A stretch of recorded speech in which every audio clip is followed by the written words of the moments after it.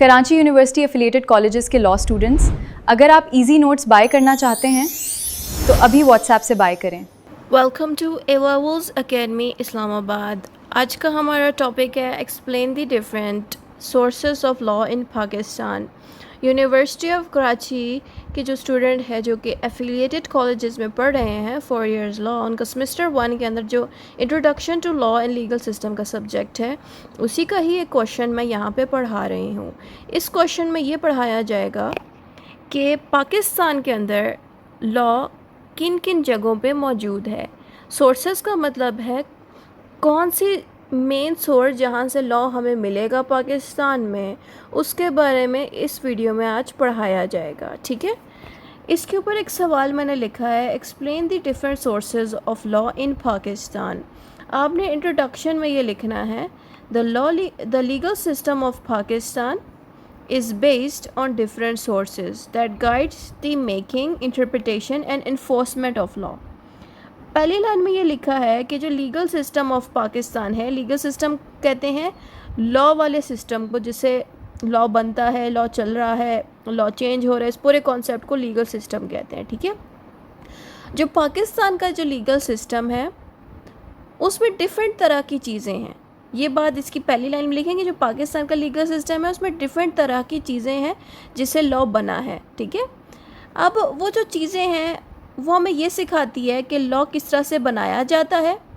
ठीक है, इंटरप्रिटेशन कैसे होती है लॉ की इन्फोर्समेंट कैसे होती है। इंटरप्रिटेशन का मतलब होता है लॉ अगर बना हुआ है तो उसको ईजी करके समझाना, या इस तरह से लॉ को हल्का सा चेंज करना कि लॉ आसानी से समझ आ सके। इस कॉन्सेप्ट को इंटरप्रिटेशन कहते हैं। अच्छा, बहुत से स्टूडेंट समझते हैं इंटरप्रिटेशन चेंजेस को कहते हैं। नो, इंटरप्रिटेशन का मतलब है एक बनी हुई चीज़ या एक लिखा हुआ लफ्ज़, उसको आसान तरह से एक्सप्लेन करके अगले को देना। ठीक है, कि मुश्किल सेंटेंस है उसको आसान करके बता दिया जाए, इस लफ्ज़ को हम इंटरप्रिटेशन कहते हैं। ठीक है, तो लॉ को बनाना, लॉ को इंटरप्रिटेट करना और लॉ को लोगों पे लागू कराना, इन्फोर्समेंट कहते हैं लागू कराना, ये सारा कुछ लीगल सिस्टम के अंदर ही आता है।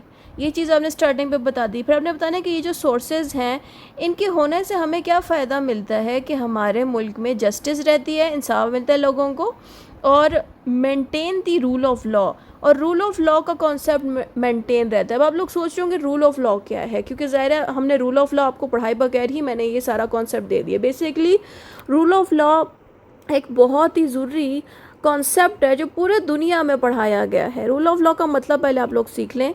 रूल ऑफ लॉ का मतलब है सारे लोग लॉ के नीचे हैं। इसका मतलब ये है चाहे आप किंग हो, चाहे आप मुल्क के वज़ीर आज़म हो, या कोई भी इंसान हो, आपको लॉ को ओबे करना है। आप लॉ की बातों को इग्नोर नहीं कर सकते। लॉ ने जो भी आपके लिए बातें लिखी हैं आपको उसको फॉलो करना है।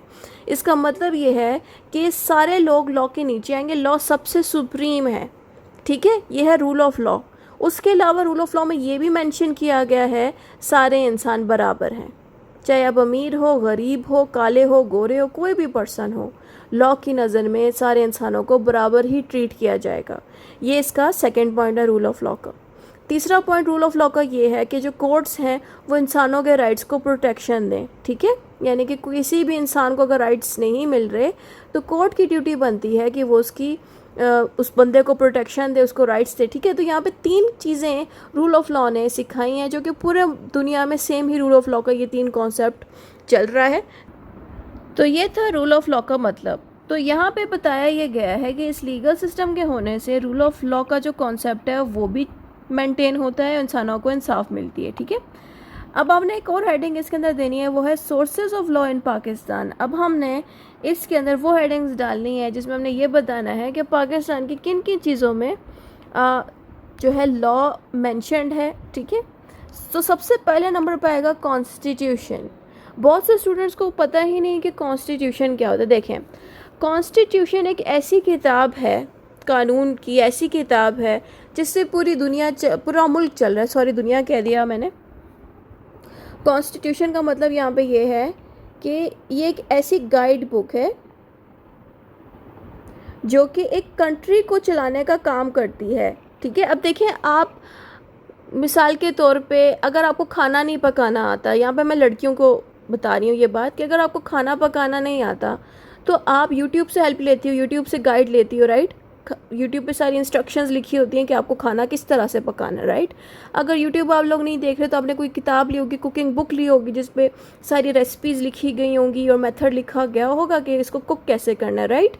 तो हम फीमेल्स क्या करती हैं, या तो बुक से हेल्प ले लेंगी या किसी वीडियो से, तो हम गाइड बुक से हेल्प ले रहे हैं। वैसे ही ये जो कॉन्स्टिट्यूशन की किताब है, ये एक तरह की गाइड बुक है जो कि बताती है कि गवर्नमेंट के डिपार्टमेंट्स को वर्क कैसे करना चाहिए, ठीक है। इसी तरह से ये कॉन्स्टिट्यूशन काम आता है, यानी कि इस कॉन्स्टिट्यूशन में ये लिखा जाएगा कि लॉज जितने भी इस कॉन्स्टिट्यूशन में लिखे गए हैं वो ये बता रहे हैं सारे लॉज कि गवर्नमेंट के फ़लान डिपार्टमेंट को इस तरह से वर्क करना है, गवर्नमेंट के फ़लान डिपार्टमेंट में इतनी फीमेल्स की सीट रखनी चाहिए आपको, गवर्नमेंट की फ़लान डिपार्टमेंट में ये करना है। यानी कि इस कॉन्स्टिट्यूशन के अंदर जितने भी लॉज लिखे जाते हैं वो लॉ एक तरह की गाइड बुक वाला काम करते हैं, यानी कि वो लॉ इंसानों को सिखाते हैं कि आपने इस डिपार्टमेंट में इतने बंदे रखने हैं, इतने लोगों को आपने यहाँ रखना है, अगर किसी ने जो है रिश्वत ली तो उसको जॉब से निकाल देना। यानी कि सारी चीज़ें उस कॉन्स्टिट्यूशन में क्लियरली लिखी जाती हैं, ठीक है। और सारे मुल्कों में कॉन्स्टिट्यूशन उनका अपना बना हुआ है, जैसे कि पाकिस्तान का अपना कॉन्स्टिट्यूशन है, वैसे ही अमेरिका का अपना बना हुआ है, वो अपने कॉन्स्टिट्यूशन के अकॉर्डिंग चल रहे हैं, उनकी गवर्नमेंट अपने कॉन्स्टिट्यूशन के अकॉर्डिंग चल रही है, राइट। तो ये है कॉन्स्टिट्यूशन का काम। तो आपने बताना कि कॉन्स्टिट्यूशन जो है वो हमारा यहाँ का सबसे सुप्रीम लॉ है। देखो बाकी की तो लॉ की किताबें तो मौजूद ही हैं, लेकिन सबसे जो बड़ी लॉ की किताब है ना, जो सबसे सुप्रीम लेवल पे आती है, वो है कॉन्स्टिट्यूशन ऑफ पाकिस्तान, ठीक है। All other laws must consist with it, consistent with it. इस लाइन का मतलब ये है कि जितने भी लॉज जो पाकिस्तान में बनाए जाएंगे वो सारे लॉज कॉन्स्टिट्यूशन ऑफ पाकिस्तान को फॉलो करते हों, क्योंकि कॉन्स्टिट्यूशन में ये भी मेंशन कर दिया गया है कि जो भी लॉज बनाए जाएंगे वो इस तरह के होने चाहिए। तो अगर नए लॉज जो बने हैं अगर कॉन्स्टिट्यूशन के अकॉर्डिंग नहीं हैं तो फिर उनको सही नहीं माना जाएगा, उन पर अमल नहीं किया जाएगा, ठीक है। अब इसके अलावा हमारे मुल्क में इस्लामिक लॉ भी बहुत ज़्यादा कॉमन है, यानी कि कॉन्स्टिट्यूशन को ऑफ कोर्स हम फॉलो तो करते हैं, लेकिन इसके अलावा सबसे ज़्यादा फॉलो किया जाता है इस्लामिक लॉ को। इस्लामिक लॉ का दूसरा नाम है शरिया लॉ। इसको शरिया भी आप लोग कह सकते हैं, शरिया लॉ भी कह सकते हैं, इस्लामिक लॉ भी कह सकते हैं, जो आपका दिल करे। तो जो शरिया लॉ है यहाँ पे बताया गया कि law must not go against the holy Quran and sunnah. और यही सेम टू सेम लाइन जो यहाँ लिखी है, यही सेम बातें कॉन्स्टिट्यूशन में भी लिखी गई हैं कि कोई भी लॉ जो पाकिस्तान में बनाया जाएगा वो हमारे कुरान और सुन्ना के ख़िलाफ़ नहीं होना चाहिए। यानी कि जो चीज़ कुरान एंड सुन्ना में बताएगी है कि एक मुस्लिम कंट्री को जैसा होना चाहिए वैसे ही लॉज यहाँ पे बनाए जाएं, कोई भी ऐसे लॉज ना बनाएं जो इस्लाम और सुन्ना के ख़िलाफ़ हों। ये चीज़ कॉन्स्टिट्यूशन में भी मेंशन्ड है और यही सेम बात इस्लामिक लॉ के अंदर भी मेंशन्ड है। तो ये दो किताबें, ये दो लॉ की बुक्स बहुत मेन सोर्स हैं जिनसे पूरा पाकिस्तान चल रहा है। फिर आगे आता है legislation, law made by parliament and provincial assemblies. हमारे यहाँ पाकिस्तान में एक तो मैंने दो चीज़ें आपको बता दी कि कॉन्स्टिट्यूशन एंड इस्लामिक लॉ, ये दो मेन सोर्सेज हैं जिसके अंदर सारे लॉज मौजूद हैं पाकिस्तान के। इसके अलावा अगर आपको थर्ड सोर्स चाहिए ना तो फिर आपको पार्लियामेंट का नाम देना पड़ेगा, क्योंकि पार्लियामेंट एक ऐसा इदारा है जो ये सारे लॉज बनाता है, चाहे कॉन्स्टिट्यूशन हो चाहे इस्लामिक लॉ हो, पार्लियामेंट के अंदर ही ये सारे लॉज वगैरह बनते हैं। और इसके अलावा प्रोविंशियल असेंबली में भी ये लॉज बन रहे होते हैं, तो इनका भी आप जिक्र कर सकते हैं। फिर आता है judicial decisions of the Supreme Court and the High Court serve as president. सबसे पहले हम लफ्ज़ प्रेसिडेंट सीख लेते हैं, ठीक है।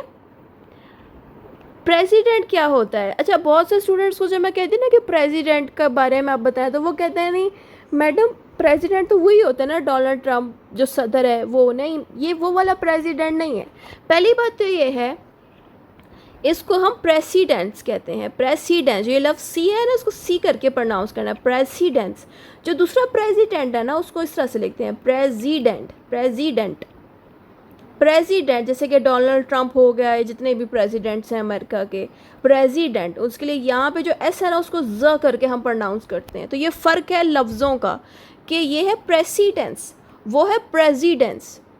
तो ये प्रेसिडेंस क्या होता है? प्रेसिडेंस होते हैं जब कोई भी हाई कोर्ट या फिर सुप्रीम कोर्ट, जो भी बड़ी कोर्ट्स हैं, मैं लोअर कोर्ट की यहाँ बात नहीं करी, हाई कोर्ट या सुप्रीम कोर्ट, कोई भी डिसीजन देती है और वो डिसीजन जो है बहुत ही ज़्यादा अच्छा होता है कि वो पूरे पाकिस्तान के लॉ को बदल दे, यानी कि वो डिसीजन ऐसा हो जो पूरे लॉ को बदल दे, एक सिस्टम को चेंज कर दे। फिर उस डिसीजन को ना सेव कर लिया जाता है और फिर नस्ल दर नस्ल नए जजेस भी उसी डिसीजन को यूज़ करके नए नए केसेस को सॉल्व करते हैं, यानी कि लॉ को यूज़ नहीं करते बल्कि पुराने वाले डिसीजन को यूज़ करके नया केस सॉल्व कर रहे होते हैं। तो उस पुराने वाले डिसीजन को कहा जाता है प्रेसिडेंस। ये होता है प्रेसिडेंस, सही है। अब आपने बताना है कि इन प्रेसिडेंस से भी लॉ बनाया जाता है, ठीक है। बस इतनी सी बात यहाँ पे लिख देनी है। अब इन प्रेसिडेंस को हम कहते हैं जजेस के डिसीजंस। अगर आपको प्रेसिडेंस लफ्ज़ याद नहीं आता तो जजेस के डिसीजंस भी लिख सकते हैं, बट प्रेसिडेंस का नाम याद रख लें क्योंकि लॉ में ये कई दफ़ा आपको आएगा आगे। अच्छा, आगे इसमें आप और भी चीज़ें मेंशन कर सकते हैं, वो है कस्टम एंड यूजेज। कस्टम का मतलब होता है कि अब पाकिस्तान में हमारे यहाँ के जो ट्रेडिशन है, जो रवायात है, उधर से भी लॉज बनते हैं, ठीक है। इसकी एग्जांपल इस तरह से ना कि अब आप देखें कि जब भी ईद आती है तो हमारे यहाँ पे ईद सारे मनाते हैं, तो उसके लिए भी लॉज बना दिए जाते हैं। वैसे ही मुहर्रम अगर हो या कोई भी ऐसा इवेंट जो सिर्फ पाकिस्तान में हो रहा हो, जिसको सारे लोग मना रहे हों, या कोई ऐसे ट्रेडिशन जिस पर सब चलते हों, तो फिर उसके ऊपर भी लॉज बनते हैं। इसको कस्टम कहते हैं या यूजेज। तो इसका जिक्र भी आप कर सकते हैं कि लॉन्ग स्टैंडिंग कस्टम। अब यहाँ पे लॉन्ग स्टैंडिंग का नाम क्यों लिखा गया, देखें कुछ कस्टम एंड रवायात ऐसी होती है जो शुरू में ही ख़त्म हो गई थी, अभी उन पर अमल नहीं किया जाता, तो उनसे उनके लॉज नहीं बनते। लेकिन जो रवायात नस्ल दर नस्ल चली आ रही है और अभी भी चल रही है पाकिस्तान में, जैसे कि ईद पहले भी बनाई जाती थी काफ़ी साल पहले, अभी भी वैसे ही मनाई जाती है, तो ज़ाहिर है ये एक लॉन्ग स्टैंडिंग कस्टम है ना, बहुत पुराना है, नस्ल दर नस्ल चल रहा है, तो इन पर लॉज बनाए जा सकते हैं, इनसे लॉज लिए जा सकते हैं, ठीक है। तो और इन कस्टम को सारे लोग फॉलो भी करना चाहें ना, तभी लॉज बने। देखें ना, एक नस्ल दर नस्ल एक चीज़ चल रही है लेकिन लोग उसको फॉलो नहीं कर रहे, तो फिर वो लॉ नहीं बनेगा। अब ईद का ये ना कि नस्ल दर नस्ल वो लोग, हम सब ईद मनाते हैं, इतने सालों से मनाई जा रही है और किसी को एतराज़ भी नहीं इस चीज़ पे, तो फिर ज़ाहिर लॉ भी फिर ऐसी चीज़ों को एक्सेप्ट करके लॉ बना देता है, ठीक है। कस्टम से भी फिर इसी तरह लॉ तभी बनते हैं जब उस कस्टम को, यानी कि उस रवायात को, उस ट्रेडिशन को सारे लोग मना रहे हों, उस पर अमल कर रहे हों और किसी को एतराज़ ना हो इस चीज़ पे। फिर आता है delegated legislation, rules and regulations made by the government authorities under power given by the parliament. पहली बात तो ये है, पार्लियामेंट वो इदारा है जो लॉ बनाता है, वो सबसे बड़ा इदारा है, ठीक है। अब पार्लियामेंट अगर अपनी मर्ज़ी से किसी और डिपार्टमेंट को जो पार्लियामेंट से छोटी है, पार्लियामेंट खुद तो बिग बॉस है ना, बिग हेड है, वो अपने से छोटे छोटे जितने भी डिपार्टमेंट हैं उनको पार्लियामेंट थोड़ी सी पावर्स देती है कि वो जो डिपार्टमेंट है छोटे छोटे, खुद को चलाने के लिए लॉज बना सकें, ठीक है। जैसे कि ये बिग पार्लियामेंट है और ये जो छोटे छोटे डॉट्स मैं बना रही हूँ, ये छोटे छोटे इदारे हैं जो पाकिस्तान में मौजूद हैं। पार्लियामेंट क्या कर रही है, अपने हिस्से की थोड़ी थोड़ी पावर्स इन इदारों को दे रही है कि ये इदारे अपने लिए लॉज खुद बना सके, खुद को चलाने के लिए। तो इस मेथड को कहते हैं लेजिस्लेशन। लॉ बनाने के पावर्स दे दी गई हैं, डेलीगेट का मतलब है दे दी गई, डेलीगेट के लिए हम ये लफ्ज़ यूज़ करते हैं, ठीक है। तो आप बताएंगे कि जो रूल्स एंड रेगुलेशन है जो गवर्नमेंट बनाती है, यानी कि गवर्नमेंट अपने लिए जो लॉज बनाती है, लॉज को हम रूल्स एंड रेगुलेशंस कहते हैं। तो गवर्नमेंट के जो डिपार्टमेंट जो अपने लिए रूल्स एंड रेगुलेशंस बनाती है, वो किस तरह बनाती है कि पार्लियामेंट ने गवर्नमेंट के दूसरे इदारों को ये पावर्स दे दी हैं कि वो अपने लिए रूल्स एंड रेगुलेशंस वगैरह, यानी कि अपने लिए लॉज बना सके। बस इतनी सी बात है। फिर आगे आ जाता है कंक्लूजन। तो जो भी आपने ऊपर पढ़ा होता है वही शॉर्ट करके कंक्लूजन में दोबारा से दोहरा देना है।